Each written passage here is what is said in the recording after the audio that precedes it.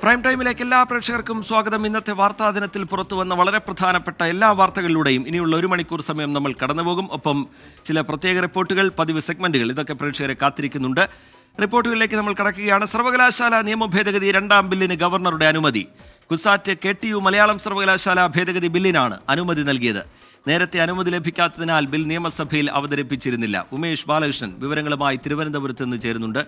ഉമേഷ്, പുതിയ ഗവർണർ വന്നതിന് ശേഷം ഒരു അനുനയത്തിന് കളമൊരുങ്ങുന്നു എന്ന സൂചനയുണ്ടോ ഈ തീരുമാനത്തിൽ?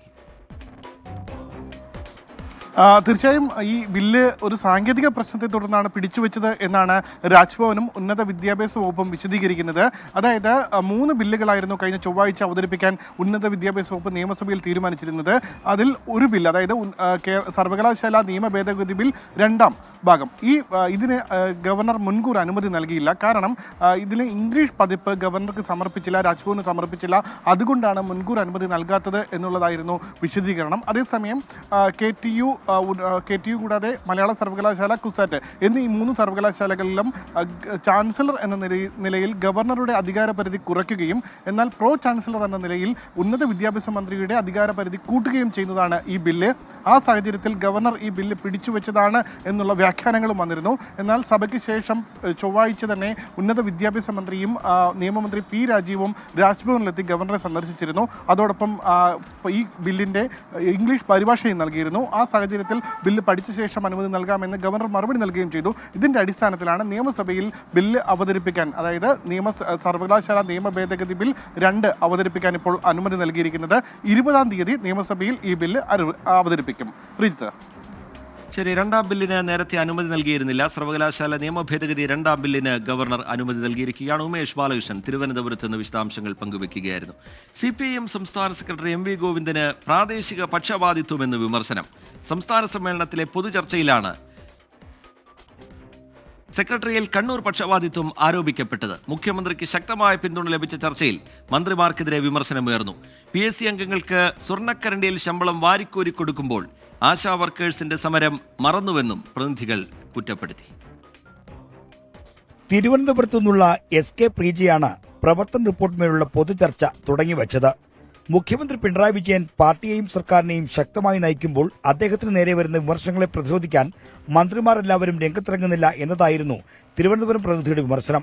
സർക്കാരിനെ രാഷ്ട്രീയമായി പ്രതിരോധിക്കാൻ മന്ത്രിമാർ മുന്നിട്ടിറങ്ങുന്നില്ല എന്ന വിമർശനം മറ്റു ജില്ലകളിൽ നിന്നുള്ള പ്രതിനിധികളും ഏറ്റെടുത്തു. മുഖ്യമന്ത്രി വിമർശനങ്ങളെ ഒറ്റയ്ക്കാണ് നേരിടുന്നതെന്ന പരാമർശം വന്നപ്പോൾ സദസ്സിൽ നിന്ന് കയ്യടിയും ഉയർന്നു.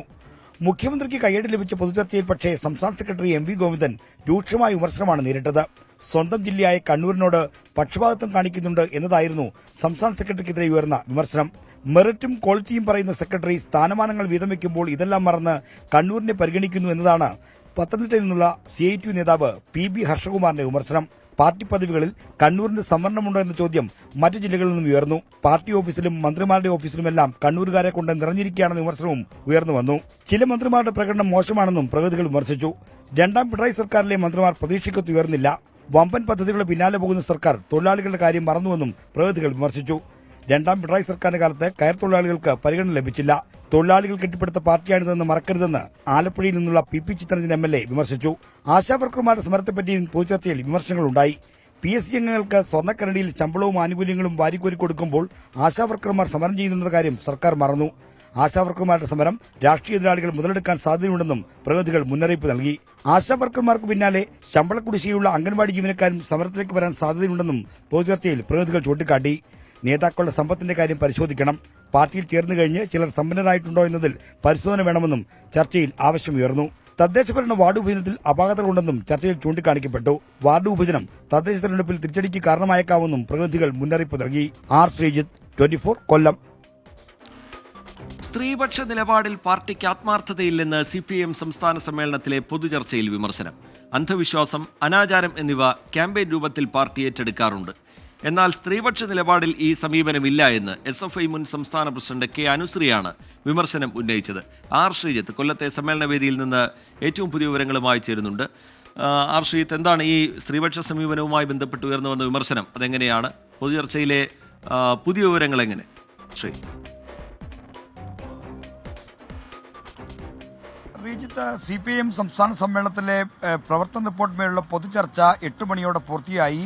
ചർച്ചയ്ക്കുള്ള മറുപടി നാളെ വൈകുന്നേരമാണ്. ഇന്ന് മൊത്തം നടന്ന ചർച്ചയിൽ 42 പേരാണ് ചർച്ചയിൽ പങ്കെടുത്തുകൊണ്ട് സംസാരിച്ചത്. ഇതിൽ SFIയുടെ മുൻ സംസ്ഥാന പ്രസിഡന്റും കണ്ണൂരിൽ നിന്നുള്ള നേതാവുമായ കെ അനുശ്രീയാണ് പാർട്ടിയുടെ സ്ത്രീപക്ഷ നിലപാടിൽ സംശയം പ്രകടിപ്പിച്ച് ചർച്ചയിൽ ചില പ്രതികരണങ്ങൾ നടത്തിയത്.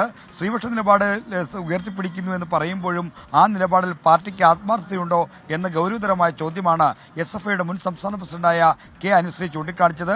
അന്ധവിശ്വാസങ്ങൾക്കും അനാചാരങ്ങൾക്കുമെതിരെയൊക്കെ പാർട്ടി വിപുലമായ ക്യാമ്പയിൻ സംഘടിപ്പിക്കാറുണ്ട്.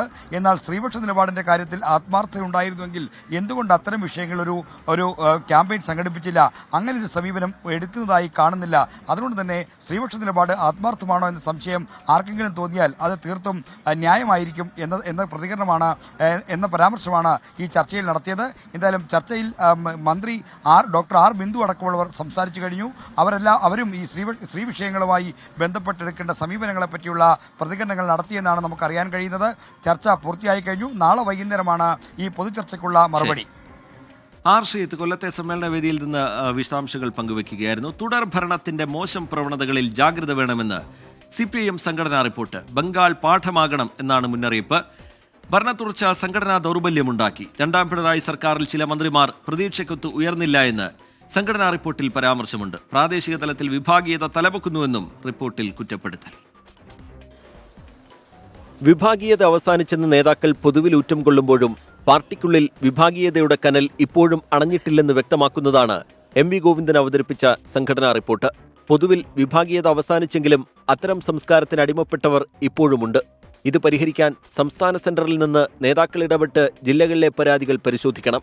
വ്യക്തിക്കും സ്ഥാപിത താൽപര്യങ്ങൾക്കും പിന്നിൽ പാർട്ടിയെ കൊണ്ടുപോകാൻ കഴിയില്ല. ഇത്തരം ശ്രമങ്ങൾക്കെതിരെ നടപടി സ്വീകരിക്കുമെന്ന് റിപ്പോർട്ടിൽ ചൂണ്ടിക്കാട്ടുന്നു. ഭരണത്തുടർച്ച ബംഗാളിലുണ്ടാക്കിയ തിരിച്ചടി കേരളത്തിൽ ആവർത്തിക്കരുത് എന്ന മുന്നറിയിപ്പുമുണ്ട്. പാർട്ടി അധികാര കേന്ദ്രമെന്ന തോന്നൽ ജനങ്ങളിൽ ഉണ്ടാക്കരുത്.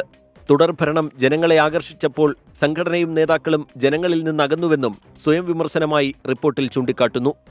മുഖ്യമന്ത്രിയുടേത് മികച്ച പ്രകടനമെങ്കിലും ചില മന്ത്രിമാർ പ്രതീക്ഷയ്ക്കൊത്തുയർന്നില്ല. പ്രതിപക്ഷവും മാധ്യമങ്ങളും മുഖ്യമന്ത്രിയെ വളഞ്ഞിട്ടാക്രമിച്ചപ്പോൾ പ്രതിരോധിക്കാനും കഴിഞ്ഞില്ല. പാർട്ടി കമ്മിറ്റികളുടെ കണക്കുകളിൽ കൃത്യതയും വ്യക്തതയുമില്ലെങ്കിൽ കേന്ദ്രത്തിന്റെ ഇടപെടലുകളിലേക്ക് അത് നയിക്കും. സോഷ്യൽ മീഡിയയിൽ ആക്റ്റീവാകുന്ന സംസ്ഥാന നേതാക്കൾ അതുകൊണ്ട് പാർട്ടിക്കെന്ത് ഗുണം എന്നുകൂടി ചിന്തിക്കണം. ഫാൻസിനെ കൂട്ടൽ മാത്രമാകരുത് ലക്ഷ്യമെന്നും സംസ്ഥാന സമിതിയുടെ യുവനിര കൂടുതൽ സജീവമാകണമെന്നും സംഘടനാ റിപ്പോർട്ട് നിർദ്ദേശിക്കുന്നു. ആരാധനാലയങ്ങൾ കേന്ദ്രീകരിച്ചുള്ള വനിതാ കൂട്ടായ്മകളിലൂടെ BJP സ്ത്രീകളെ സ്വാധീനിക്കുകയാണ്. ഇത് പ്രതിരോധിക്കാൻ മഹിളാ അസോസിയേഷന് കഴിയണം. സംഘപരിവാറിന് പരവതാനി വിരിക്കുന്ന സമുദായ നേതൃത്വങ്ങളെ തുറന്നുകാട്ടണം. വർഗബഹുജന സംഘടനാ ഭാരവാഹികളും കണക്കുകൾ പാർട്ടി നേതൃത്വത്തെ ബോധിപ്പിക്കണമെന്നും സംഘടനാ റിപ്പോർട്ട് ചൂണ്ടിക്കാട്ടുന്നു. സഹകരണ രംഗത്തെ തെറ്റായ പ്രവണത അവസാനിപ്പിക്കണം. നിയമങ്ങൾ കാറ്റിൽ പറത്തി നേതാക്കൾ വായ്പയെടുക്കുന്നു. ഇങ്ങനെ എടുത്ത പണം അടിയന്തരമായി തിരിച്ചു നൽകണമെന്നും സംഘടനാ റിപ്പോർട്ടിൽ നിർദ്ദേശിക്കുന്നു. നേതാക്കൾ ജനങ്ങളുമായി അടുത്ത് ഇടപെടണമെന്നാവശ്യപ്പെടുന്നതാണ് CPM സംസ്ഥാന സെക്രട്ടറി അവതരിപ്പിച്ച സംഘടനാ റിപ്പോർട്ടിലെ ഏറ്റവും പ്രധാനപ്പെട്ട കാതൽ. പാർട്ടിയും നേതാക്കളും ചില തെറ്റുതിരുത്തുകൾക്ക് വിധേയമാകണമെന്നും സംഘടനാ റിപ്പോർട്ട് ആവശ്യപ്പെടുന്നുണ്ട്. കൊല്ലത്തുനിന്ന് അരുൺ രാജ്, 24 ബ്രേക്കിംഗ്. മലപ്പുറത്തെ ഓട്ടോ ഡ്രൈവർ അബ്ദുൽ ലത്തീഫിന്റെ മരണകാരണം മർദ്ദനത്തെ തുടർന്നുണ്ടായ ഹൃദയാഘാതമെന്ന് പോസ്റ്റ്മോർട്ടം റിപ്പോർട്ട്. പ്രതികൾക്കെതിരെ കൊലക്കുറ്റം ചുമത്തും. ബസ് ജീവനക്കാർ അബ്ദുൽ ലത്തീഫിനെ മലപ്പുറം കോടൂരിൽ വെച്ച് മർദ്ദിക്കുകയായിരുന്നു. വിപിൻ C. വിജയൻ മലപ്പുറത്ത് നിന്ന് വിവരങ്ങളുമായി ചേരുന്നുണ്ട്. വിപിൻ, ഈ സംഭവത്തിൽ വലിയ രീതിയിലുള്ള പ്രതിഷേധം ഉയർന്നു വരുന്നുണ്ട്. പോസ്റ്റ്മോർട്ടം റിപ്പോർട്ട് നിർണായകമായിരുന്നു. അത് ഈ മർദ്ദനത്തെ തുടർന്നുള്ള ഹൃദയാഘാതമാണ് മരണത്തിന് കാരണം എന്ന് സൂചിപ്പിക്കുന്നു. കൂടുതൽ വകുപ്പുകൾ ചുമത്താൻ ഒരുങ്ങുന്നുണ്ട് പോലീസ്. കൂടുതൽ നടപടികൾ എങ്ങനെയാണ് വിപിൻ?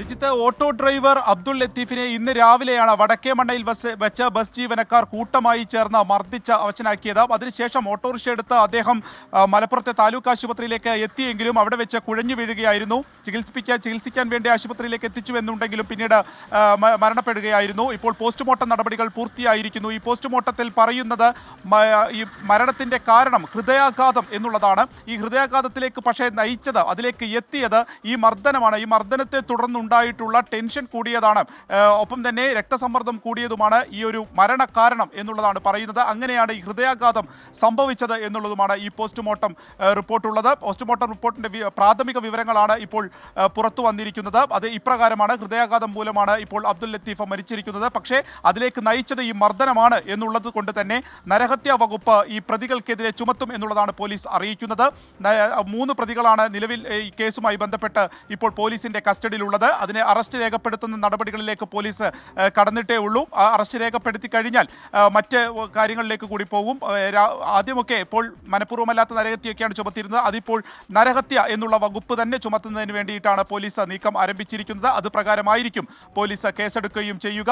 ഈ ഒരു അതായത് ഓട്ടോറിക്ഷയിൽ ബസ്സിൽ കയറേണ്ട ആളുകൾ അതിലെ ഓട്ടോറിക്ഷയിലേക്ക് കയറ്റി എന്നുള്ള ഒരു അത് പ്രകാരമാണ്, അത് ആരോപിച്ചുകൊണ്ടായിരുന്നു ഇന്ന് വടക്കേമണ്ണയിൽ ഏകദേശം 1 കിലോമീറ്റർ ഈ ഓട്ടോറിക്ഷയെ പിന്തുടർന്ന് ബസ് എത്തുകയും പിന്നീട് കുറുകെ ഇട്ടുകൊണ്ട് ഈ ഓട്ടോറിക്ഷ ഡ്രൈവറായ അബ്ദുൽ ലത്തീഫിനെ മർദ്ദിക്കുകയും ചെയ്തത്. ആ മർദ്ദനത്തിന്റെ CCTV ദൃശ്യങ്ങളടക്കം നേരത്തെ നമ്മൾ നൽകുകയും ചെയ്തിരുന്നു. അതിലിപ്പോൾ ഏറ്റവും സുപ്രധാനമായ വിവരമാണ് പുറത്തു വന്നിരിക്കുന്നത്. ഈ പോസ്റ്റ്മോർട്ടത്തിന്റെ അതിലേക്ക് നയിച്ചത് ഹൃദയാഘാതമാണ് ഈ മരണത്തിലേക്ക് നയിച്ചത് എന്നുള്ളതാണ് വിവരം. ഓട്ടോറിക്ഷ തൊഴിലാളികൾ ഇതുമായി ബന്ധപ്പെട്ട് വലിയ രീതിയിലുള്ള രോഷത്തിലാണ്. ഇന്ന് സ്വകാര്യ ബസ്സുകൾ തടഞ്ഞുകൊണ്ടുള്ള സമരത്തിലേക്ക് തന്നെ പോയിരുന്നു. ഇനി വരും ദിവസങ്ങളിലും സമരം ശക്തമാക്കുമെന്നുള്ളത് കൂടിയാണ് ഓട്ടോറിക്ഷ തൊഴിലാളികൾ ഇതുമായി ബന്ധപ്പെട്ട് അറിയിക്കുകയും ചെയ്യുന്നത്.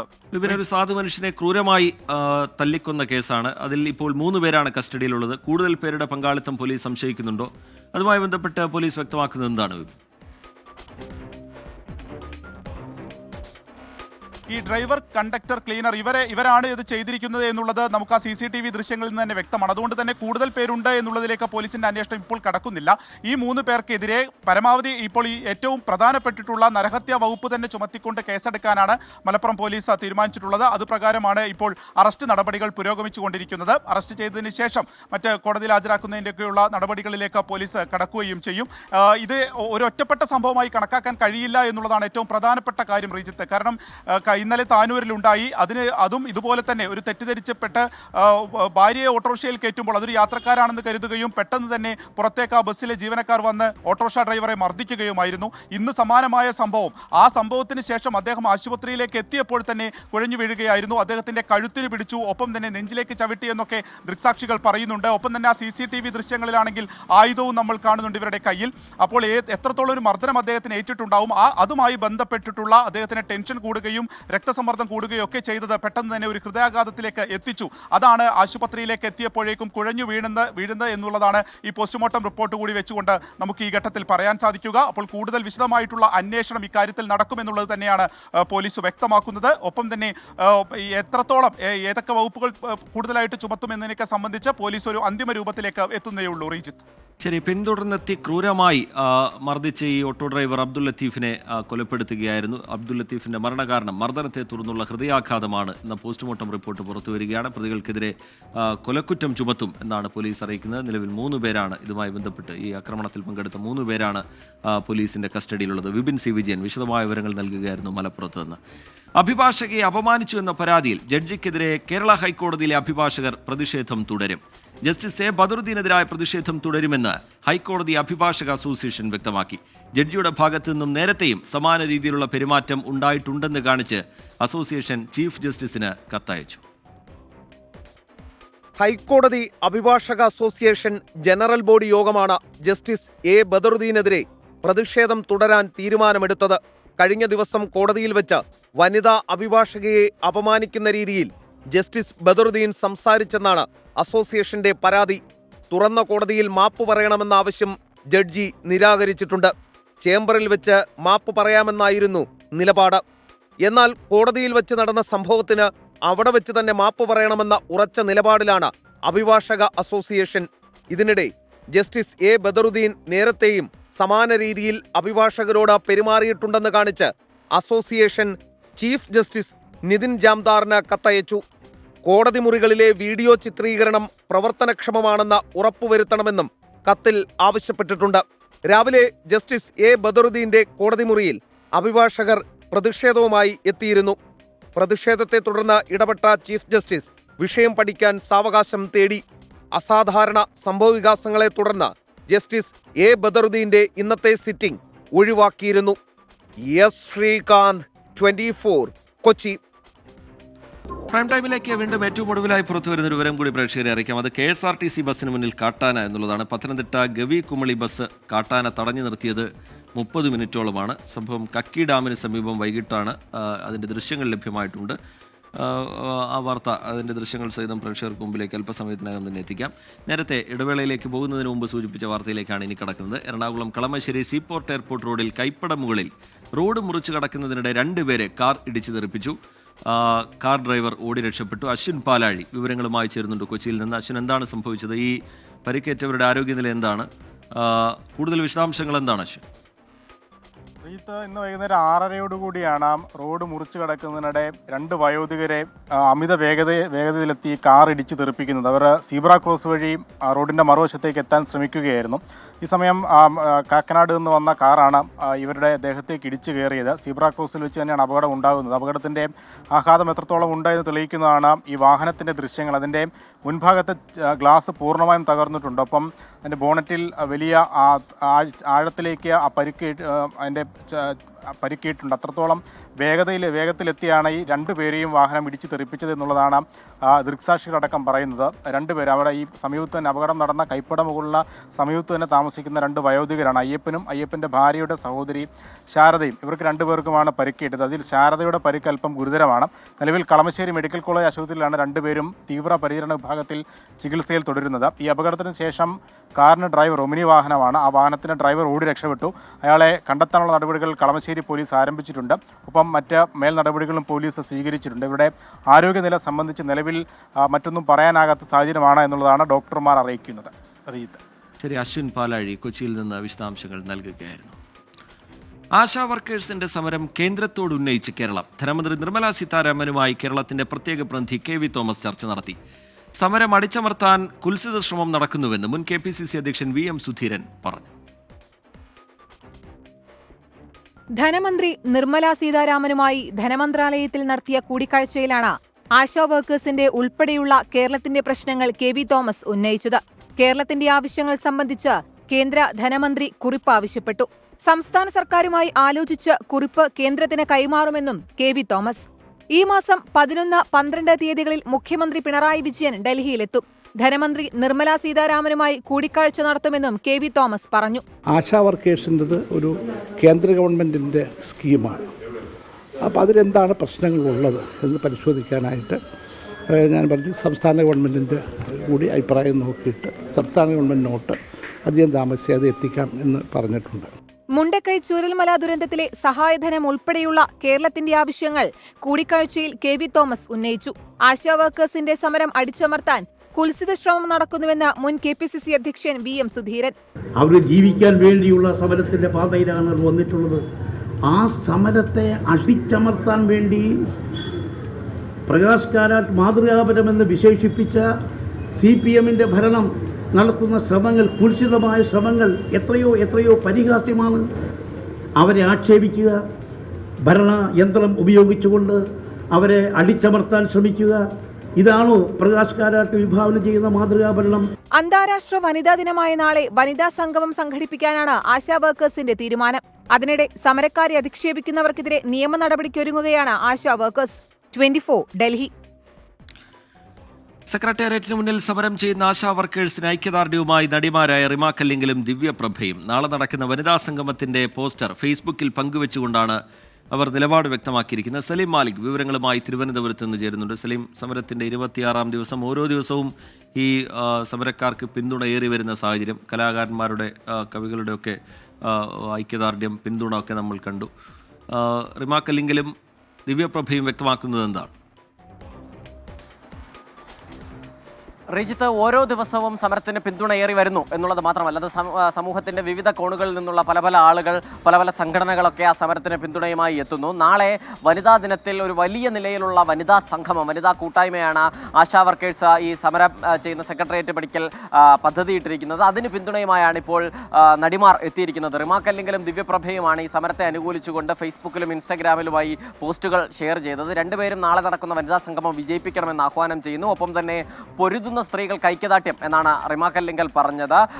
എല്ലാവരും പങ്കെടുക്കുകയും അതിൽ ഈ പരിപാടി വിജയിപ്പിക്കുകയും ചെയ്യണമെന്നായിരുന്നു ദിവ്യപ്രഭ ഇൻസ്റ്റഗ്രാമിലൂടെ ആഹ്വാനം ചെയ്തത്. കഴിഞ്ഞ ദിവസങ്ങളിൽ അരുന്ധതി റോയ് ഉൾപ്പെടെയുള്ളവർ ഈ സമരത്തിന് പിന്തുണയുമായി എത്തിയിരുന്നു. പ്രത്യേകിച്ചും വനിതകളുടെ ഒരു വലിയ പിന്തുണ ഈ സമരത്തിന് ലഭിക്കുന്നുണ്ട്. ഒപ്പം തന്നെ വിവിധ സംഘടനകളിൽ നിന്നുള്ളവരുടെ പിന്തുണ ലഭിക്കുന്നുണ്ട്. ഇന്ന് തന്നെ ഇപ്പോൾ ആശാ വർക്കേഴ്സിന്റെ സമരപ്പന്തലിൽ കവികളുടെയും ഒപ്പം തന്നെ കലാകാരന്മാരുടെയും ഒരു പിന്തുണയുമായി ബന്ധപ്പെട്ടൊരു പരിപാടി നടക്കുന്നുണ്ട്. അങ്ങനെ പല പല പിന്തുണ നടക്കുകയും ചെയ്യുന്നുണ്ട്. നാളെ നടക്കുന്ന പരിപാടിയിൽ നിരവധി പ്രഗത്ഭരും പ്രമുഖരുമായ ആളുകൾ പങ്കെടുക്കും. ഒപ്പം വിദ്യാർത്ഥികളും പൊതുജനങ്ങളും ഉൾപ്പെടെയുള്ളവരും പങ്കെടുക്കും എന്നുള്ളതാണ് ആശാ വർക്കേഴ്സ് അവകാശപ്പെടുന്നത്. എന്തായാലും ഈ സമരം തുടങ്ങിയ ദിവസം മുതൽ തന്നെ ഓരോ കുടുംബസംഗമം നമ്മൾ കണ്ടു. പിന്നീട് മഹാസംഗമം, അതിനുശേഷം സെക്രട്ടേറിയറ്റ് മാർച്ച്, NHM ആസ്ഥാനത്തേക്കുള്ള മാർച്ച്, പിന്നാലെ നിയമസഭാ മാർച്ചൊക്കെ കണ്ടതാണ്. അതിന് പിന്നാലെയാണ് ഒരു വലിയ പരിപാടി എന്ന നിലയിൽ നാളെ വനിതാ സംഗമം കൂടി സംഘടിപ്പിക്കുന്നത്. റീജിത്ത്. ശരി, സലീം മാലിക് വിവരങ്ങൾ നൽകുകയായിരുന്നു തിരുവനന്തപുരത്ത് നിന്ന്. മുണ്ടക്കൈ ചൂരൽമല പുനരധിവാസം വൈകുന്നതിൽ CPM സംസ്ഥാന സമ്മേളനത്തിൽ വിമർശനം. പുനരധിവാസം വൈകുന്നത് പ്രദേശത്ത് സർക്കാരിനെതിരെ വികാരമുണ്ടാക്കുന്നുണ്ടെന്ന് വയനാട്ടിൽ നിന്നുള്ള പ്രതിനിധികൾ വിമർശിച്ചു. ADMK നവീൻ ബാബുവിന്റെ വിഷയത്തിൽ തെറ്റുകളോട് സന്ധി ചെയ്യുന്ന നിലപാടാണ് പത്തനംതിട്ട ജില്ലാ കമ്മിറ്റി സ്വീകരിച്ചതെന്നും വിമർശനമുയർന്നു. കാസർഗോഡ് ജില്ലയെ പാർട്ടി സംസ്ഥാന നേതൃത്വം തിരിഞ്ഞു നോക്കുന്നില്ല എന്ന് ജില്ലയിൽ നിന്നുള്ള പ്രതിനിധികൾ കുറ്റപ്പെടുത്തി. കൊല്ലത്തെ സമ്മേളന വേദിയിൽ നിന്ന് അരുൺരാജ് വിവരങ്ങളുമായി ചേരുന്നുണ്ട്. അരുൺരാജ്, പൊതുചർച്ചയിലെ പുതിയ വിവരങ്ങൾ എങ്ങനെയാണ് അരുൺരാജ്?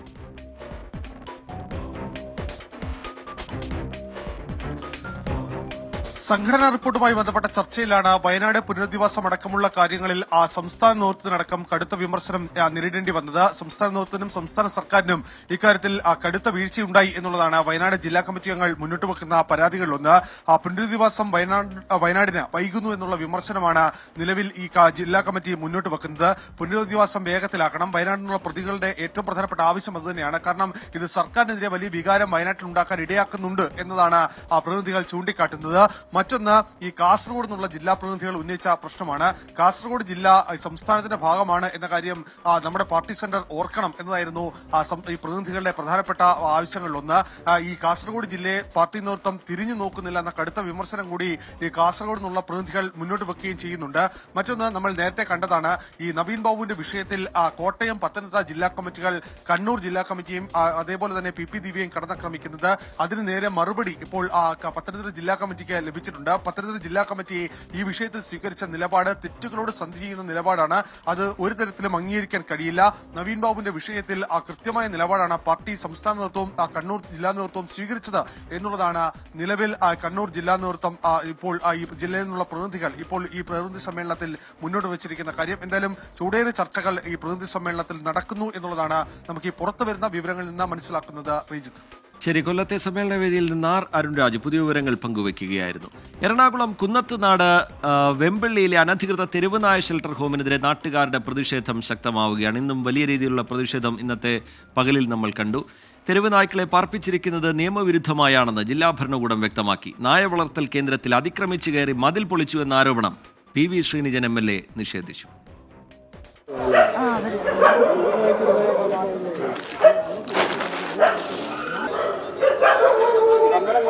ഒരു മാസം മുൻപാണ് റാന്നി സ്വദേശിയായ വീണ ജനാർദ്ദനൻ കുന്നത്തുനാട് വെമ്പള്ളി സ്വദേശി ജോർജിന്റെ ഇരുനില വീട് 11 മാസത്തേക്ക് വാടകയ്ക്കെടുക്കുന്നത്. വീട്ടിലിപ്പോൾ 60 തെരുവു നായ്ക്കളെയാണ് പാർപ്പിച്ചിരിക്കുന്നത്. ദുർഗന്ധവും നായ്ക്കളുടെ ഓരിയിടലും അസഹ്യമായപ്പോൾ നാട്ടുകാർ പ്രതിഷേധിച്ചു. നാട്ടുകാർക്കും ഞങ്ങൾക്കെല്ലാം എല്ലാവരും ഒന്നിച്ച് ഒത്തൊരുമിച്ച് എല്ലാ സ്ത്രീകളടക്കം എല്ലാവരും ഒത്തൊരുമിച്ച് ഒരു 3 ദിവസങ്ങളായിട്ട് ഇത് അഡിക്റ്റായിട്ട് ഇവിടെ തന്നെ നിൽക്കുന്നു. ഇവരോട് എന്ത് പറഞ്ഞാലും മനസ്സിലാവും. നിങ്ങൾക്ക് മനസ്സിലായി ഇപ്പോൾ ആ സ്ത്രീ കാണിച്ച വ്യവസ്ഥകൾ. ഞങ്ങൾ നാട്ടിൽ ജനിച്ചു വളർന്ന ആൾക്കാരാണ്. 10-15 വർഷങ്ങളായിട്ട് ഇവിടെ ജീവിക്കുന്ന ഞങ്ങൾ സംയുക്തമായിട്ടാണ് ഇതിവിടെ കൊണ്ടുപോകണ വരെ ഞങ്ങൾ സമരം ചെയ്യും. വീടിനുള്ളിലേക്ക് നാട്ടുകാരെയോ പോലീസിനെയോ പഞ്ചായത്ത് അധികൃതരെയോ കടക്കുവാൻ മൃഗസ്നേഹികൾ എന്ന് അവകാശപ്പെടുന്ന വാടകക്കാർ അനുവദിച്ചില്ല. നായ്ക്കളെ വളർത്തുവാൻ നിയമപരമായി തങ്ങൾക്ക് അവകാശമുണ്ടെന്നാണ് വാദം. നായ്ക്കളെ അവിടെ നിന്നും മാറ്റുവാൻ ഏകദേശം ധാരണയായിട്ടുണ്ട്.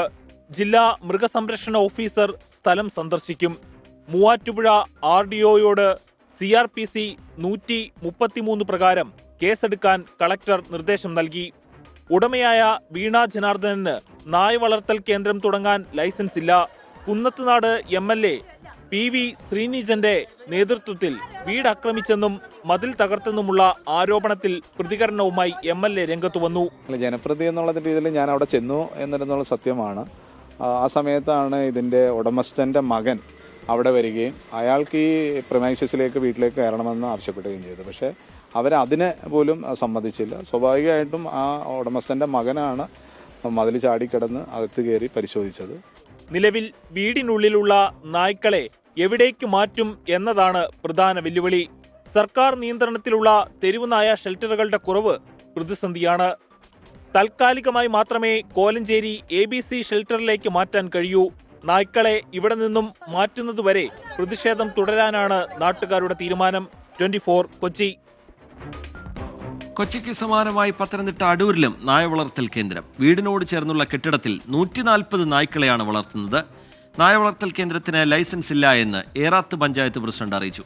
നാട്ടുകാരുടെ പ്രതിഷേധത്തെ തുടർന്ന് നായ വളർത്തൽ കേന്ദ്രം നടത്തുന്ന കോഴഞ്ചേരി സ്വദേശി സന്ധ്യയും മകനും ആത്മഹത്യാ ഭീഷണി മുഴക്കി. അടൂർ അന്തിച്ചിറയിൽ 2 വീടുകൾ വാടകയ്ക്കെടുത്താണ് കോഴഞ്ചേരി സ്വദേശിയായ സന്ധ്യയും മകനും നായ്ക്കളെ വളർത്തുന്നത്. നായകളുടെ കുരയും അസഹനീയമായ ഗന്ധവും കാരണം ജീവിക്കാൻ കഴിയാത്ത അവസ്ഥയെന്ന് പ്രദേശവാസികൾ. വലിയ ബുദ്ധിമുട്ടേ കൊണ്ട് ഒരു തരത്തിലും ഒക്കത്തില്ല. രാത്രി 12 മണി, രാവിലെ 6 മണി മുതൽ രാത്രി 12 മണി വരെ മനുഷ്യൻ ഉറങ്ങുന്നില്ല. ഇത് ഭയങ്കരമായ സ്മെല്ല.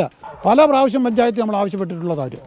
പഞ്ചായത്തിന്റെയോ മറ്റു വകുപ്പുകളുടെയോ അനുമതിയില്ലാതെയാണ് നായ വളർത്തൽ കേന്ദ്രം പ്രവർത്തിക്കുന്നതെന്ന് ഏറാത്ത് പഞ്ചായത്ത് പ്രസിഡന്റ് രാജേഷ്.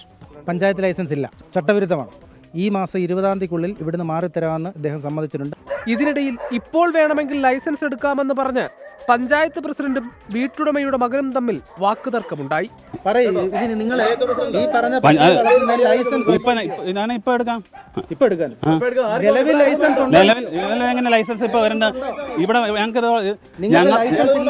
അലഞ്ഞുതിരിഞ്ഞു നടക്കുന്ന നായകളെ സംരക്ഷിക്കുകയാണെന്നാണ് വീട്ടുകാരുടെ അവകാശവാദം. പ്രതിഷേധവുമായി നാട്ടുകാർ നായ വളർത്തൽ കേന്ദ്രത്തിന് മുന്നിൽ തടിച്ചുകൂടിയതോടെ സന്ധ്യയും മകനും ആത്മഹത്യാ ഭീഷണി മുഴക്കി. ഞങ്ങൾക്ക് വീടെടുത്ത് പോകാനായിട്ട് സാഹചര്യം വന്നാൽ നാട്ടുകാരായിട്ട് ഉണ്ടാക്കിയാൽ ഞങ്ങൾ പോകും, അവരെ വളർത്തും. ഇല്ലെങ്കിൽ ഇവിടെ തന്നെ ആത്മഹത്യ ചെയ്തിരിക്കും. അടിയന്തരമായി പട്ടി വളർത്തൽ കേന്ദ്രം ഇവിടെ നിന്ന് മാറ്റണമെന്നാണ് നാട്ടുകാരുടെ ആവശ്യം. പഞ്ചായത്ത് ഉൾപ്പെടെ നോട്ടീസ് നൽകുകയും ചെയ്തു. എന്നാൽ വീട്ടുടമ ഇവിടെ നിന്ന് മാറാൻ തയ്യാറാണെന്നും അതിനുള്ള സമയം തങ്ങൾക്ക് അനുവദിക്കണമെന്നുമാണ് പറയുന്നത്. ക്യാമറമാൻ സഞ്ജയ് ഇക്ബാലിനൊപ്പം AV ജയശങ്കർ, 24 പത്തനംതിട്ട. പത്തനംതിട്ട കക്കി ഡാമിന് സമീപം KSRTC ബസ്സിന് മുന്നിൽ കാട്ടാന ഇറങ്ങി എന്ന വിവരം നേരത്തെ സൂചിപ്പിച്ചിരുന്നു. അതിന്റെ വിശദാംശങ്ങൾ തേടാം. 30 മിനിറ്റോളമാണ് KSRTC ബസ് കാട്ടാന തടഞ്ഞു നിർത്തിയത്. കാട്ടാനയുടെ ദൃശ്യങ്ങൾ 24 ലഭ്യമായിട്ടുണ്ട്. ആദ്യം ആ ദൃശ്യങ്ങൾ കാണാം.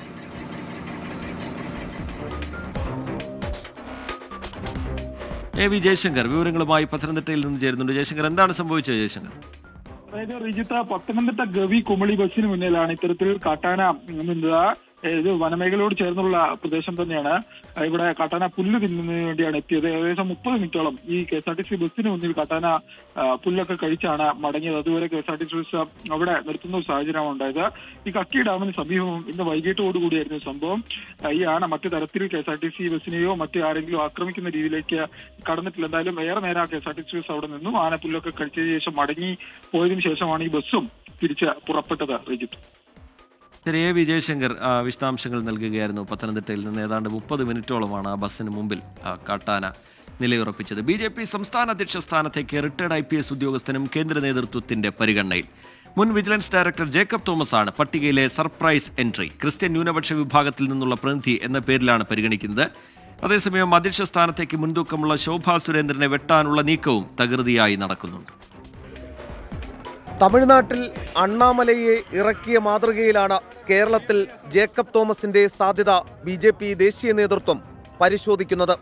ക്രിസ്ത്യൻ ന്യൂനപക്ഷ വിഭാഗത്തിൽ നിന്നുള്ള പ്രതിനിധി എന്ന നിലയിൽ BJPയിലെ ഒരു വിഭാഗം ജേക്കബ് തോമസിന്റെ പേര് ദേശീയ നേതൃത്വത്തിന് മുൻപാകെ അവതരിപ്പിക്കുകയായിരുന്നു. ഡൽഹിയിൽ JP നദ്ദയെ ജേക്കബ് തോമസ് കണ്ടുകഴിഞ്ഞു. അമിത്ഷായുമായും കൂടിക്കാഴ്ച നടത്തിയേക്കും എന്നാണ് പുറത്തുവരുന്ന വിവരം. എന്നാൽ വിജിലൻസ് കേസുകൾ നേരിടുന്ന മുൻ DGP അവസാന ലാപ്പിൽ പുറന്തള്ളപ്പെടും എന്ന് ഔദ്യോഗിക വിഭാഗം കണക്കുകൂട്ടുന്നു. ഇതിനിടെ അധ്യക്ഷ സ്ഥാനത്തേക്ക് മുൻതൂക്കമുള്ള ശോഭാ സുരേന്ദ്രനെ വെട്ടിനിരത്താനുള്ള നീക്കവും തകൃതിയായി നടക്കുന്നുണ്ട്. സാമ്പത്തിക ക്രമക്കേടാരോപണങ്ങൾ കേന്ദ്ര നേതൃത്വത്തിന്റെ മുന്നിൽ എതിർചേരി എത്തിച്ചെങ്കിലും ആരോപണങ്ങൾക്കപ്പുറം രേഖകൾ ആവശ്യപ്പെട്ടിരിക്കുകയാണ് ദേശീയ നേതൃത്വം. ശോഭാ സുരേന്ദ്രനായി പ്രകാശ് ജാവ്ദേക്കർ അരയും തലയും മുറുക്കി കളത്തിലുണ്ട്. RSS പിന്തുണയുള്ള MT രമേശ്, V മുരളീധരൻ, രാജീവ് ചന്ദ്രശേഖർ എന്നിവരും അന്തിമ പട്ടികയിലുണ്ടെന്നാണ് വിവരം. ദേശീയ സംഘടനാ സെക്രട്ടറി BL സന്തോഷ് അമിത്ഷായുമായി കൂടിക്കാഴ്ച നടത്തി വൈകാതെ തീരുമാനം പ്രഖ്യാപിക്കും. ശ്രീകാന്ത്, 24, കൊച്ചി. പ്രൈം ടൈമിലേക്ക് വീണ്ടും താനൂരിൽ നിന്ന് കാണാതായ 2 പെൺകുട്ടികളെ കണ്ടെത്തിയെന്ന വാർത്ത ഇന്ന് പുലർച്ചെയാണ് പുറത്തുവരുന്നത്. പൂനെയിൽ നിന്ന് കണ്ടെത്തിയ പെൺകുട്ടികളുമായി താനൂർ പോലീസ് നാട്ടിലേക്ക് തിരിച്ചിട്ടുണ്ട്. വൈകിട്ട് പനവേലിൽ നിന്നുള്ള ഗരീബ് രഥ് എക്സ്പ്രസിലാണ് യാത്ര. കുട്ടികളുടെ ഒപ്പം യാത്ര ചെയ്ത യുവാവിൻ്റെ മൊഴി വിശദമായി രേഖപ്പെടുത്തും എന്നാണ് പോലീസ് അറിയിക്കുന്നത്. എത്തിയ ശേഷം കുട്ടികളെ കേരളത്തിലെത്തിച്ച ശേഷമായിരിക്കും ഈ നടപടിയിലേക്ക് പോലീസ് കടക്കുക. കുട്ടികളെ കണ്ടെത്താനായതിൻ്റെ സന്തോഷം കുടുംബങ്ങൾ 24-നോട് പങ്കുവച്ചു. പുലർച്ചെ പൂനെയിലെ റെയിൽവേ പോലീസ് സ്റ്റേഷനിൽ എത്തിച്ച കുട്ടികളെ രാവിലെ സസൂൺ ആശുപത്രിയിൽ കൊണ്ടുപോയി വൈദ്യപരിശോധന നടത്തി. പിന്നീട് ചൈൽഡ് വെൽഫെയർ കമ്മിറ്റിയുടെ ഷെൽട്ടർ ഹോമിലേക്കും മാറ്റി. രാവിലെ 8 മണിയോടെ മുംബൈയിലെത്തിയ താനൂർ പോലീസ് സംഘം റോഡ് മാർഗം ഉച്ചയ്ക്ക് 1 മണിയോടെ പൂനെയിലെത്തി. സ്റ്റേഷനിലെയും ഷെൽട്ടർ ഹോമിലെയും നടപടിക്രമങ്ങൾ പൂർത്തിയാക്കി വൈകിട്ട് 3 മണിയോടെ കുട്ടികളെ ഏറ്റുവാങ്ങി. നാളെ ഉച്ചയോടെ കുട്ടികൾ സ്വദേശത്തെത്തും. കോടതിയിൽ ഹാജരാക്കിയ ശേഷം രക്ഷിതാക്കൾക്ക് വിട്ടു നൽകും. ഒരു ഈവനിങ്ങിൽ തിരിച്ച് ഫ്ലൈറ്റ് അവൈലബിലിറ്റി പരിമിതമാണ്. അപ്പം മോസ്റ്റ്ലി അവർ ഇന്നത്തെ ട്രെയിന് നാളെ നേരം ഉച്ചയ്ക്ക് മുമ്പ് തന്നെ ഇവിടെ എത്തുന്ന രീതിയിലാണ് നമ്മുടെ ട്രാവൽ പ്ലാൻ ചെയ്തിരിക്കുന്നത്. സ്വപ്രേരണയാൽ തന്നെ സ്വമേധയാ ഡിസിഷനോടുകൂടി തന്നെയാണ് പോയിരിക്കുന്നത് എന്നുള്ളതാണ് പാരൻസിൻ്റെ അടുത്തും ചോദിക്കുമ്പോൾ മനസ്സിലാവും. നാട്ടിൽ തിരിച്ചെത്തിയാലുള്ള പ്രതികരണങ്ങളെക്കുറിച്ചാണ് കുട്ടികൾക്ക് ഇപ്പോഴുള്ള ആശങ്ക. കുട്ടികൾക്കും രക്ഷിതാക്കൾക്കും കൗൺസിലിംഗ് നടത്തും. മക്കളെ തിരിച്ചു കിട്ടാൻ സഹായിച്ചവരോടൊക്കെ നന്ദി പറയുകയാണ് കുടുംബങ്ങൾ. വലിയ ആശ്വാസം തന്നെയാണ്. നമ്മളെ മക്കളെ കിട്ടിയാൽ ഒന്നും സംഭവിക്കാതെ നമുക്ക് കിട്ടിയല്ല. വീഡിയോ കോളിൽ സംസാരിച്ച് DYSP സാർ നമ്പർ തന്ന് മക്കളായിട്ട് സംസാരിച്ച് ഒരു കുഴപ്പമൊന്നുമില്ല. എത്രയും പെട്ടെന്ന് എൻ്റെ മോളൊന്നും എത്തി കിട്ടിയാൽ മതി എന്നുള്ളത് എനിക്ക് ഇപ്പോൾ പറയാൻ. അളീൻ്റെ ഫോണിൽ ഇങ്ങനെ കാണിച്ചു തന്നപ്പോൾ മോളോട് വരാൻ വേണ്ടി ഞാൻ പറഞ്ഞിട്ടുണ്ട് മോളോട് വരാൻ. അച്ഛനൊന്നും ചെയ്യൊന്നും പറയില്ല മോളെ ഒന്നും വേണ്ട എത്തി കിട്ടിയാൽ മതി ഞാൻ പറഞ്ഞിട്ടുണ്ട് മോളോട്. കുട്ടികളോടൊപ്പം യാത്ര ചെയ്ത യുവാവിന് ക്രിമിനൽ പശ്ചാത്തലമുള്ളതായി വിവരമില്ല. നാട്ടിലെത്തുന്ന മുറയ്ക്ക് ഇയാളെയും ചോദ്യം ചെയ്യും. സാധാരണ ജീവിതത്തിലേക്കുള്ള മടക്കം കൂടിയാണ് പെൺകുട്ടികൾക്ക് ഉണ്ടാവേണ്ടത്. അനുഭാവപൂർവ്വമുള്ള ഒരു കരുതൽ അവർക്ക് കിട്ടേണ്ടതുമുണ്ട്. പൂനെയിലെ റെയിൽവേ സ്റ്റേഷനിൽ നിന്നും വരുൺ വടശ്ശേരിക്കരയ്ക്കൊപ്പം ശ്രീനാഥ് ചന്ദ്രൻ, 24. പൊതുമേഖലാ സ്ഥാപനമായ നാഷണൽ ടെക്സ്റ്റൈൽസ് കോർപ്പറേഷൻ ജീവനക്കാർ രാജ്യവ്യാപക പണിമുടക്ക് സമരത്തിലാണ്. 5 മാസമായി ശമ്പളം പോലും ലഭിക്കാത്ത സാഹചര്യത്തിലാണ് അവശ്യ സേവന വിഭാഗം അടക്കമുള്ള ജീവനക്കാർ പണിമുടക്കുന്നത്. പ്രതിസന്ധിയുടെ കാരണം ജീവനക്കാരോട് വിശദീകരിക്കാൻ പോലും സർക്കാർ ഇതുവരെ തയ്യാറായിട്ടില്ല. ഒരു കാലത്ത് രാജ്യത്തിന്റെ അഭിമാനമായിരുന്ന നാഷണൽ ടെക്സ്റ്റൈൽസ് കോർപ്പറേഷനിലെ ജീവനക്കാരാണ് ജീവിതം വഴിമുട്ടിയതോടെ സമരരംഗത്തേക്ക് ഇറങ്ങാൻ നിർബന്ധിതരായത്. വിവിധ സംസ്ഥാനങ്ങളിലായി നൂലും തുണിയും ഉൽപ്പാദിപ്പിക്കുന്ന 23 മില്ലുകൾ അടക്കമുള്ള സ്ഥാപനങ്ങളാണ് കേന്ദ്ര ടെക്സ്റ്റൈൽസ് മന്ത്രാലയത്തിന് കീഴിലുള്ള നാഷണൽ ടെക്സ്റ്റൈൽസ് കോർപ്പറേഷൻ അഥവാ NTCക്ക് ഉള്ളത്. കോവിഡ് മഹാമാരിയെ തുടർന്ന് പ്രഖ്യാപിച്ച ലോക്ക്ഡൌണിൽ മറ്റെല്ലാ സ്ഥാപനങ്ങൾക്കുമൊപ്പം അടച്ചതാണ് NTC. കോവിഡ് മാറി ജനജീവിതം സാധാരണ നിലയിൽ ആയെങ്കിലും NTC പിന്നീട് തുറന്നിട്ടില്ല. സസ്പെൻഷൻ ഓഫ് ഓപ്പറേഷൻ എന്ന പേരിലാണ് ഈ അടച്ചുപൂട്ടൽ തുടർന്നത്. എന്നാൽ മില്ലുകളിൽ ജോലി ചെയ്യുന്ന സാധാരണ തൊഴിലാളികൾക്ക് 50% സമാശ്വാസ വേതനവും അവശ്യ സേവന ജീവനക്കാർക്ക് മുഴുവൻ ശമ്പളവും നൽകി വന്നു. കഴിഞ്ഞ ഒക്ടോബർ മുതൽ അതും നിലച്ചു. 5 മാസമായി ശമ്പളമില്ലാതെ ജോലി ചെയ്യുകയാണ് അവശ്യ സർവീസിൽ ഉൾപ്പെട്ട ജീവനക്കാർ. We are protesting because since last 5 months we have not received salary payment. 10,000 families are suffered due to same. ശമ്പളം കൃത്യമായി നൽകുക, NTC മില്ലുകൾ ഉടൻ തുറന്നു പ്രവർത്തിക്കുക, പിരിഞ്ഞുപോയ ജീവനക്കാർക്കുള്ള ആനുകൂല്യങ്ങൾ നൽകുക തുടങ്ങിയ ആവശ്യങ്ങൾ ഉന്നയിച്ചാണ് പ്രതിഷേധം.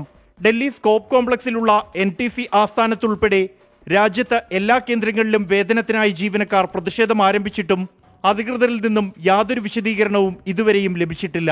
ഇതുവരെ ഒരു മറുപടിയും ലഭിച്ചിട്ടില്ല.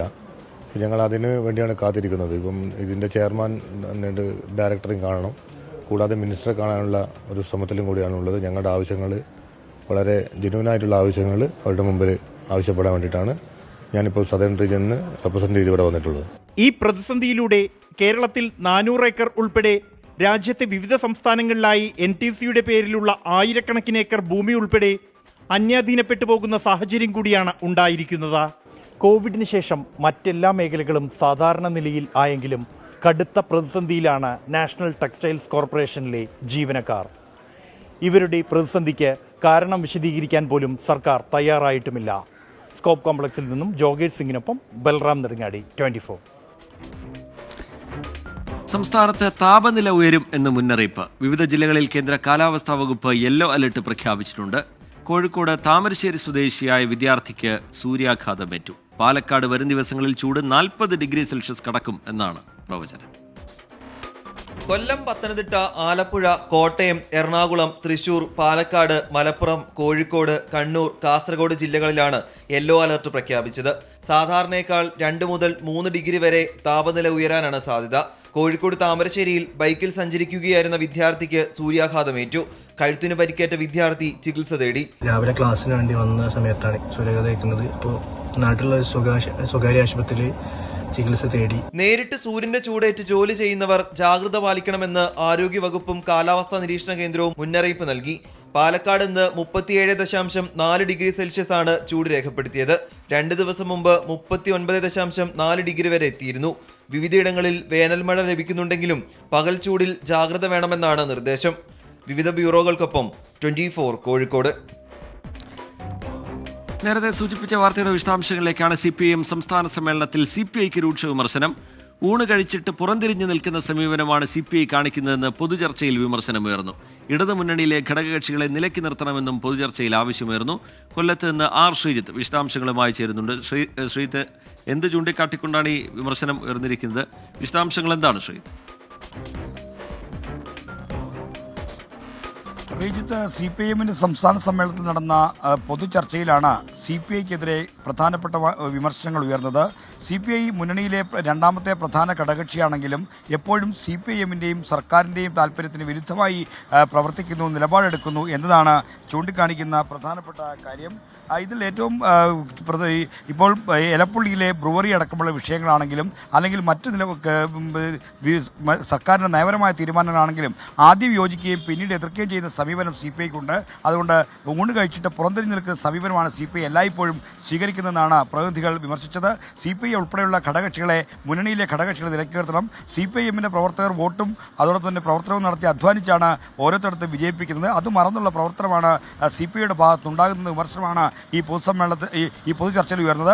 ഒപ്പം തന്നെ CPIM സംസ്ഥാന സെക്രട്ടറി MV ഗോവിന്ദനെതിരെയും ഉച്ചയ്ക്ക് ശേഷവും വ്യാപകമായ വിമർശനം ഉയർന്നു. പാർട്ടി നേതൃത്വത്തിന് കൂട്ടായ്മയില്ല, പാർട്ടി നേതൃത്വത്തിന് വ്യക്തമായ നിലപാടില്ല. പല കാര്യങ്ങളും രാവിലെ ഒരു കാര്യം പറയുന്നു, ഉച്ചയ്ക്ക് മറ്റൊരു കാര്യം പറയുന്നു, വൈകുന്നേരം അതിന് ഘടകവിരുദ്ധമായ മറ്റൊരു നിലപാട് പറയുന്നു. ഇത്തരത്തിൽ നിലപാടില്ലായ്മ പലപ്പോഴും പ്രകടമാക്കുന്നു. നേതൃത്വത്തിന് കൂട്ടായ പ്രവർത്തനമില്ല. ഈ നേതൃത്വം ശക്തമായ ഒരു നേതൃത്വം സംസ്ഥാന നേതൃത്വം ഇല്ല എന്ന അർത്ഥം വരുന്ന തരത്തിലുള്ള പരാമർശങ്ങളും ഈ പൊതുചർച്ചയിൽ ഉണ്ടായി. എന്തായാലും ചർച്ച പൂർത്തിയായിരിക്കുന്നു. നാളെ വൈകുന്നേരം നവകേരള രേഖയിന്മേലുള്ള ചർച്ചയ്ക്ക് ശേഷമാണ് ഈ പൊതുചർച്ചയ്ക്ക് CPIMന്റെ കേന്ദ്ര കമ്മിറ്റി കോർഡിനേറ്റർ പ്രകാശ് കാരാട്ടും സംസ്ഥാന സെക്രട്ടറി MV ഗോവിന്ദനും മറുപടി പറയാൻ പോകുന്നത്. ശരി, R. ശ്രീജിത്ത് വിശദാംശങ്ങൾ നൽകുകയായിരുന്നു കൊല്ലത്ത് നിന്ന്. വാട്ടർ മെട്രോ ആലപ്പുഴ, കൊല്ലം ജില്ലകളിലും ആരംഭിക്കാൻ ആലോചന. സാധ്യതാ പഠനം ഉടൻ തുടങ്ങുമെന്ന് KMRL MD ലോക്നാഥ് ബെഹ്റ 24 പറഞ്ഞു. 2 വർഷത്തോടെ കൊച്ചി വാട്ടർ മെട്രോ പൂർണ്ണ തോതിലാകും എന്നാണ് KMRLന്റെ വിലയിരുത്തൽ. കൊച്ചിക്ക് പുറമെ വാട്ടർ മെട്രോ കൊല്ലം, ആലപ്പുഴ ജില്ലകളിലും പരീക്ഷിക്കാനാണ് സർക്കാർ നീക്കം.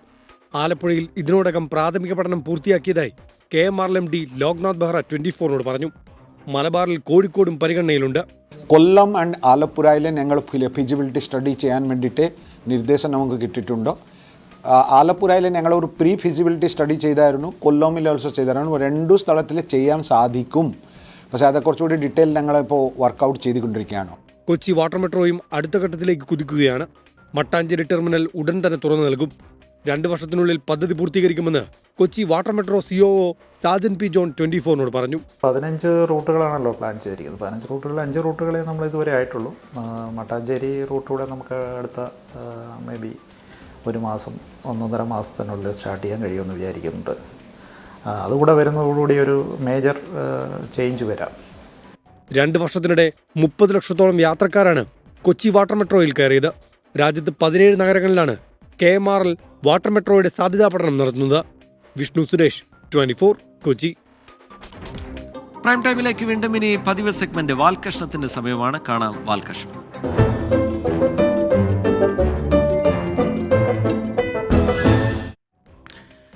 CPIMന്റെ സംസ്ഥാന സമ്മേളനത്തിന് തുടക്കം കുറിച്ചതോടെ സമ്മേളനത്തിലെ ചില കാര്യങ്ങളെ വിമർശിച്ച് കോൺഗ്രസ് നേതാക്കൾ രംഗത്തെത്തി. സമ്മേളനത്തിൽ പാർട്ടി സെക്രട്ടറിയുടെ റോൾ പിണറായി ഹൈജാക്ക് ചെയ്യുന്നുവെന്നാണ് കെ മുരളീധരൻ പറഞ്ഞത്. സമ്മേളനത്തിലെ ചർച്ചകളും പുറത്തെ വിലയിരുത്തലുകളും എന്തെല്ലാം കാണാം. എം അഫ്സൽ തയ്യാറാക്കിയ വാൽകഷ്ണം. അങ്ങനെ CPIMന്റെ സംസ്ഥാന സമ്മേളനം തകൃതിയായി നടക്കുകയാണ്. നാട്ടിൽ എന്ത് നടന്നാലും അതിൻ്റെ നല്ലത് പറയാനും മോശം പറയാനും ആൾക്കാരുണ്ടാവും. അതേപോലെ റിവ്യൂ പറയാൻ വ്ളോഗർമാരെ പോലെ നേതാക്കൾ എത്തി. സഖാക്കൾക്കൊന്നും റോളൊന്നുമില്ല, പിണറായിക്ക് മാത്രം. പിണറായിയുടെ ഒരു ഹീറോയിസം മാത്രമേ കാണിക്കുന്നുള്ളൂ. MV ഗോവിന്ദൻ ഒരു റോളില്ല, ഡയലോഗ് പോലും ഇല്ല. എല്ലാ ഡയലോഗും പിണറായിക്ക് മാത്രമേ ഉള്ളൂ. അപ്പം നമുക്ക് അഭിപ്രായങ്ങൾ തുടങ്ങുക. അല്ല മുരളിയേട്ടാ, ഈ ഉച്ചഭക്ഷണത്തിനെ പറ്റിയൊക്കെ വല്ല അഭിപ്രായം വന്നോ? എന്ത് കാര്യം, സദ്യ പോരാ? കുഴപ്പമൊന്നുമില്ല. അത് നല്ല സദ്യ ഉണ്ണാത്തോണ്ട് തോന്നുന്നു. സാമ്പാറിലെല്ലാ കഷ്ണങ്ങളുണ്ടോ? കൂട്ടുകറിക്കാണെങ്കിൽ പുക വേണം, പായസത്തിനാണെങ്കിൽ മധുരം പോരാ. അപ്പൊ ഭക്ഷണത്തിന്റെ വിവരങ്ങൾക്ക് അങ്ങനെ കിട്ടി. അല്ല, മൊത്തത്തിൽ എങ്ങനെ ചർച്ചയും റിപ്പോർട്ടും ഒക്കെ അതിനെപ്പറ്റി വല്ല അഭിപ്രായം കിട്ടിയോ? എല്ലാം PR വർക്കാണ്. പക്ഷെ പുറത്തൊക്കെ ഇതിനെപ്പറ്റി നല്ല അഭിപ്രായം കേട്ടോ. ആളുകൾ ഇതൊക്കെ നന്നായിട്ട് ശ്രദ്ധിക്കുന്നുണ്ട്. കാശ് കൊടുത്ത് ഏർപ്പാട് ചെയ്യുന്ന PR വർക്കിന്റെ റിസൾട്ടാണ് ഇവരിങ്ങനെ പറഞ്ഞുകൊണ്ടിരിക്കുന്നത്. അല്ല, പൈസ കൊടുത്തിട്ട് എന്ന് പറയുമ്പോൾ ആളുമ എത്ര വെച്ച് കൊടുത്തിട്ടുണ്ടാവും? ഞങ്ങളാരും കണക്കൊന്നും ചോദിച്ചിട്ടില്ല. നിങ്ങൾ എത്ര കോടിക്ക് വേണമെങ്കിലും നടത്തിക്കോ. എത്ര കോടിക്ക് നടത്തിയാലും കുഴപ്പമില്ല. സംഗതി എങ്ങനെയുണ്ട്? പോസിറ്റീവ് റിവ്യൂ പറയണോലില്ലേ? അങ്ങനെ പ്രതീക്ഷിച്ച് വന്നാൽ മതി. ഇതൊരു പക്ക ക്ലാസിക് മൂവിയാണ്. നല്ല സ്ലോ കുക്ക്ഡ് മൂവിയാണ്. അതായത് പതിയെ പോകുന്ന ഫ്രെയിംസ്. പക്ഷേ പോസിറ്റീവ്സ് പറയുകയാണെങ്കിൽ പടം ഫ്രെയിംസ് ഭയങ്കര അടിപൊളിയാണ്. അപ്പൊ ഇനി ഡയലോഗിക്ക് കിടക്കുകയാണ്. പാർട്ടി സമ്മേളനത്തിലെ മാസ് ഡയലോഗുകൾ. കേരള ചരിത്രത്തിൽ ഒരു സർക്കാരിന് തുടർച്ച നൽകാൻ ജനങ്ങൾ തയ്യാറായി. ഒന്നാം പിണറായി സർക്കാരിന്റെ തുടർച്ചയായി രണ്ടാം പിണറായി സർക്കാരിലേക്ക് ഉള്ള വരവിൽ ജനങ്ങളുടെ വലിയ പിന്തുണയാണ് ഉണ്ടായത്. അപ്പൊ പറഞ്ഞു വരുന്നത് എന്താന്ന് വെച്ചാല് ഇതിന്റെ മൂന്നാം ഭാഗം റിലീസ് ഉണ്ടാവുന്ന ഏതിന്റെ? പിണറായി സർക്കാരിന്റെ. അത് ഈ മലർപ്പൊടിക്കാരന്റെ സ്വപ്നം പോലെ. ആ സ്വപ്നത്തിനെ കുറിച്ചുള്ള കഥയത്ര സമ്മേളനത്തിൽ നടന്നുകൊണ്ടിരിക്കണേ. സമ്മേളനത്തിൽ മൊത്തം അതിനെ പറ്റിയുള്ള ഡയലോഗുകൾ അത്ര. മൂന്നാമത് ഞങ്ങൾ അധികാരത്തിൽ വരുമ്പോൾ ഈ നാട്ടിൽ ഉണ്ടാക്കാൻ പോകുന്ന വികസനങ്ങളെ കുറിച്ചാണ് ഇന്നത്തെ സെമിനാർ. അപ്പൊ ഡയലോഗുകളൊക്കെ എങ്ങനെയുണ്ട് സതീഷ് ചേട്ടാ? ആണല്ലേ, നല്ല ലാഗാണ് എന്നാണ് പറയണേ. അല്ല, പോസിറ്റീവ് റിവ്യൂക്കാരെ സമ്മേളനം എങ്ങനെ? ഭയങ്കര സ്ലോ ആണോ? സാധാ മാസ് പടം പ്രതീക്ഷ പോകരുത്, വേറൊരു വൈബാണ്. വേറൊരു വൈബ് എന്ന് പറഞ്ഞാൽ എങ്ങനെ? കഥ എങ്ങനെ ഇത് പോണത്? നടക്കാത്ത സ്വപ്നം കണ്ടുകൊണ്ട് ഒരു റിപ്പോർട്ട് ഉണ്ടാക്കി അത് മുഖ്യമന്ത്രിയെ കൊണ്ട് വായിപ്പിക്കുകയാണ്. അപ്പൊ വേറെ ആർക്കും റോളൊന്നും ഇല്ലല്ലേ? ക്യാപ്റ്റൻ എന്ന് സ്വയം വിശേഷിപ്പിക്കുന്ന പിണറായി ആ സമ്മേളനം കൈയെടുത്തത് കമ്മ്യൂണിസ്റ്റ് പാർട്ടിയുടെ ചരിത്രത്തിൽ ഏറ്റവും നാണം കെട്ട നടപടിയാണ് എന്ന് മാത്രമേ ഞങ്ങൾ പറയുന്നു. അതായത് പാർട്ടി സെക്രട്ടറിക്ക് നായകസ്ഥാനം കിട്ടേണ്ടോടത്ത് മൂപ്പർക്ക് റോളൊന്നും ഇല്ലാന്ന്. പാർട്ടി സെക്രട്ടറി നോക്കുകുത്തിയായി നിന്ന് ക്യാപ്റ്റൻ എന്ന് സ്വയം വിശേഷിപ്പിക്കുന്ന പിണറായി ആ സമ്മേളനം കൈയെടുത്തത് കമ്മ്യൂണിസ്റ്റ് പാർട്ടിയുടെ ചരിത്രത്തിൽ ഏറ്റവും നാണം കെട്ട നടപടിയാണ് എന്ന് മാത്രമേ ഞങ്ങൾ പറയുന്നു. അപ്പൊ മൊത്തത്തില് ഈ ക്യാമറക്ക് എങ്ങനെ പിണറായിനെ മാത്രമേ എടുത്തിട്ടുള്ളൂ? പാർട്ടി സെക്രട്ടറിന്റെ അടുത്തേക്ക് തിരിച്ചിട്ടില്ലേ? ഓരോ ഫ്രെയിം നമുക്കൊരു ഫ്രെയിം ഒരു വാൾപേപ്പർ പോലെ ചെയ്താൽ അതുപോലത്തെ ഫ്രെയിമാണ് ചെയ്തിരിക്കുന്നത്. ഉഗ്രനായിട്ടുണ്ട്. ആ, ഈ ഫ്രെയിം കണ്ടാല് പാവം തോന്നൂട്ടോ. കണ്ടായിരുന്നു ഉറങ്ങും നിങ്ങള്. അപ്പോ സമ്മേളനം നോക്കിക്കാണുന്നവര് പറഞ്ഞ റിവ്യൂ ഒക്കെ ശരിയാണോ എന്ന് അറിയാൻ വേണ്ടിയിട്ട് നമുക്ക് സമ്മേളനം കഴിയുന്നത് വരെ കാത്തിരിക്കാം.